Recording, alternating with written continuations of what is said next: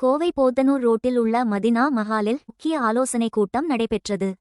தமிழகம் முழுவதும் இருந்து 50க்கும் மேற்பட்ட இஸ்லாமிய அறிஞர்கள், சமூக நிர்வாகிகள் மற்றும் பல்வேறு அமைப்புகளின் பிரதிநிதிகள் கலந்து கொண்டனர்.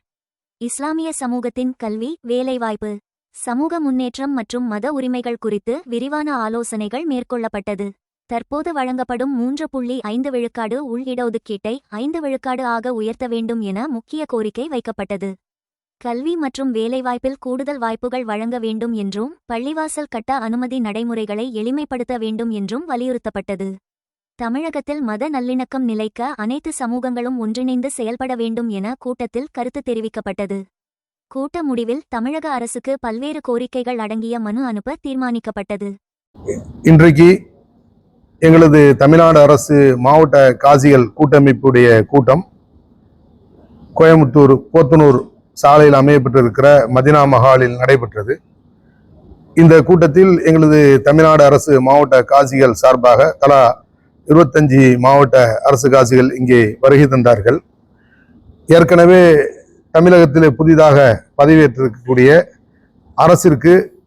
அரசின் முதலமைச்சர் மாண்புமிகு ஜோசப் விஜய் அவர்களுக்கு நாங்கள் வாழ்த்துக்களை தெரிவித்திருக்கிறோம். கூடவே அவருடைய அமைச்சரவையில் சிறுபான்மையின சமுதாயத்தை சேர்ந்த 5 பேர்கள், அதிலும் குறிப்பாக 2 இஸ்லாமியர்களுக்கு வாய்ப்பளிக்கப்பட்டதற்கு நன்றி தெரிவித்து நாங்கள் கடிதம் அனுப்பியிருக்கிறோம். இந்த கூட்டத்தின் வாயிலாகவும் அவருடைய அரசுக்கு எங்களுடைய வாழ்த்துக்களையும் நன்றிகளையும் நாங்கள் தெரியப்படுத்தி கொண்டிருக்கிறோம். தொடர்ந்து இந்த அரசில் சில முக்கியமான கோரிக்கைகள் இஸ்லாமிய சமூகத்திற்கு, சிறுபான்மை சமூகத்திற்கு கிடைக்க வேண்டும் என்று நாங்கள் பெரிதும் விரும்புகிறோம். எனவே பத்திரிகையாளராக இருக்கக்கூடிய தங்கள் வாயிலாக நாங்கள் அரசிற்கு தெரிவிக்கக்கூடிய கோரிக்கை என்னவென்றால், அதிகார பரவலுக்காக வேண்டி தமிழ்நாடு அரசு உள்ளாட்சி சட்ட திருத்தத்தின் மூலமாக மாநகராட்சி, நகராட்சி, நகர்ப்புற உள்ளாட்சி தேர்தல்களில் சிறுபான்மையினர் மற்றும் இஸ்லாமியர்களுக்கு 7% இடஒதுக்கீட்டை வழங்க வேண்டும் என்று நாங்கள் கோரிக்கை வைக்கிறோம். இரண்டாவதாக, நாட்டில் நடைபெற்று வருகிற நிகழ்வுகள், அந்த அச்சத்திலிருந்து சிறுபான்மையினர்கள், இஸ்லாமியர்கள் நிம்மதியாக இருக்க வேண்டும் என்பதற்காக வேண்டி PRR புரொடெக்ஷன் ஆஃப் ரிலீஜியன், மத வழிபாடு மற்றும் மத அடையாள உரிமை சட்டத்தை சட்டமன்றத்தில் நிறைவேற்ற வேண்டும். இது தலித்துகளுடைய சிவில் உரிமைகளை பாதுகாப்பதற்காக PCR protection of civil rights இருக்கிறது மாதிரி இப்படி ஒரு சட்டம் இயற்றப்பட்டால் ஒரு அச்சமற்ற ஒரு நிலை சிறுபான்மை சமூகத்திற்கு கிடைக்கும். எனவே PRR புரொடெக்ஷன் ஆஃப் ரிலீஜியன், மத வழிபாட்டு அடையாள சட்டத்தை சட்டமன்றத்தில் இயற்ற வேண்டும் என்று கோரிக்கை வைக்கிறோம். மூன்றாவதாக, தொடர்ந்து தமிழகத்தில் உரிய ஆவணங்கள் இருக்கிற இடங்களில் கிறிஸ்தவ ஆலயங்கள், பள்ளிவாசல்கள் கட்டப்படுகிற அந்த சூழல் தவிர்க்கப்பட்டு வருவாய் ஆட்சியர்கள், மாவட்ட ஆட்சியர்களுக்கு உரிய உத்தரவுகள் பிறப்பிக்கப்பட்டு உரிய ஆவணங்கள் இருக்கிற இடங்களில் கிறிஸ்தவ ஆலயங்கள், பள்ளிவாசல்கள் கட்டப்படுவதில் தங்குதடி இருக்கக்கூடாது என்பதையும் கேட்டுக்கொள்கிறோம். அடுத்து, நீண்டகால இஸ்லாமியுடைய கோரிக்கை என்னவென்றால், கல்வி வேலைவாய்ப்பில் 3% என்கிற அந்த நிலைப்பாடு இந்த அரசின் அது 5% வழங்கி எல்லாருக்கும் ஒரு சந்தோஷமான அறிவிப்பை வெளியிட வேண்டும் என்று கேட்டுக்கொள்கிறோம். அடுத்து, முஸ்லிம்கள் உள்ளிட்ட சிறுபான்மையினை மக்கள் சம்பந்தப்பட்ட அரசுடைய திட்டங்கள் தொடர்ந்து தொய்வின்றி நடப்பதற்காக வேண்டி தமிழகத்தில் ஒரு 5 மாவட்டத்தில் தான் சிறுபான்மையின அலுவலர்கள் நியமிக்கப்பட்டிருக்கிறார்கள். அடர்த்தியாக வாழக்கூடிய பகுதிகளில் எல்லா மாவட்டத்திலும் தனியாக மாவட்ட ஆட்சியர் அலுவலகத்தில் சிறுபான்மையின நல அலுவலர் நியமிக்கப்பட வேண்டும் என்பதையும் நாங்கள் கூட்டத்தின் வாயிலாக கேட்டுக்கொள்கிறோம். அடுத்து, முக்கியமானது, இஸ்லாமிய சமூகத்தில் ஒருத்தர் மரணித்து விட்டால் அவர் வாரிசுதாரர்கள் யார் என்று சான்றளிக்கக்கூடிய இடத்துல மாவட்ட காசிகள் இருக்கிறார்கள். இஸ்லாமிய ஷரியத் படி வாரிசு உரிமை சட்டம்ங்கிறது தனி. அப்போ அந்த காசிகள் யார் வாரிசுதாரர்கள் என்று பரிந்துரை செய்கிறார்களோ அவர்களை வருவாய் ஆட்சியர்கள் ஏற்றுக்கொண்டு வாரிசு உரிமை சான்றிதழ் வழங்க வேண்டும் என்பதையும் இந்த கூட்டத்தின் வாயிலாக கேட்டுக்கொள்கிறோம். அடுத்து, தமிழகத்தில் இருக்கக்கூடிய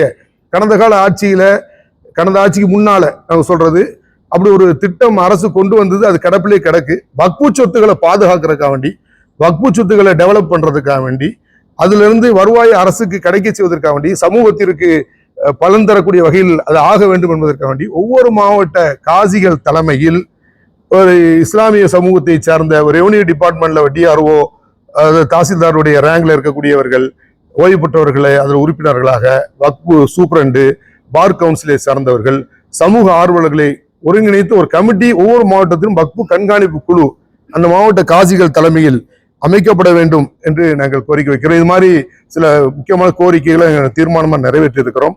நாங்கள் யாவருக்கு அதை தருகிறோம். நாங்களும் அரசுக்கு நேரில் முதல்வர் சந்திக்கிறதுக்கு நாங்கள் அப்பாயின்மெண்ட் கேட்டிருக்கிறோம். கிடைக்கும் பொழுது நேரில் முதலமைச்சரை சந்திச்சு இந்த கோரிக்கையை வெளியிடுவதற்கும் சொல்வதற்கும் நாங்கள் தயாராக இருக்கிறோம்.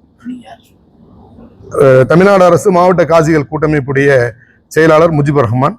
இங்கே தமிழ்நாட்டில இருந்து 22-25 அரசு காசிகள் இங்கே வருகை தந்திருக்கிறார்கள். மொத்தம் தமிழ்நாட்டில் 39 அரசு காசிகள், 35 மாவட்ட காசிகளும் 4 டவுன் காசிகளும் இருக்கிறார்கள்.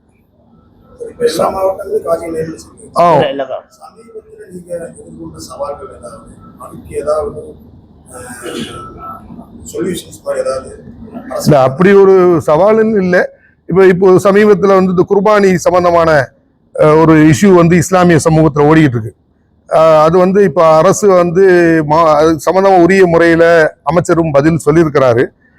இருந்தாலும் எல்லா மக்கள் என்ன எதிர்பார்க்கறாங்கன்னா, பொதுவா இந்த மாதிரி குர்பானி டைம்ல ஒவ்வொரு டைமும் ஒருத்தர் கேஸ் போடுறதும், அதுக்கு வந்து நீதிபதி ஒரு தகவல் சொல்றதும், இது வாடிக்கையா இல்லாம எந்த காவல்துறையை கொண்டு சட்டத்தை ஒரு சமூகத்துக்கு எதிராக நிலைநாட்டும் நினைக்கிறார்களோ அதே காவல்துறையை வைத்து மத வழிபாட்டு சுதந்திரங்கள்ல எந்த தலையீடும் இல்லாமல் இருக்கணும் அப்படிங்கிறது தான் எங்களுடைய எதிர்பார்ப்பும் மக்களுடைய விருப்பமும் கூட. காசிகள்ங்கிறது ஒவ்வொரு சமூகத்தில் இருக்கக்கூடிய அந்த மாவட்டத்தை சார்ந்த அனைத்து ஜமாத்திற்குடைய ஒரு அரசுடைய பிரதிநிதிகளாக இருக்கிறார்கள். எனவே அந்த மக்களுடைய கவலையை தான் நாங்கள் அரசுக்கு தெளிவுபடுத்துறோம்.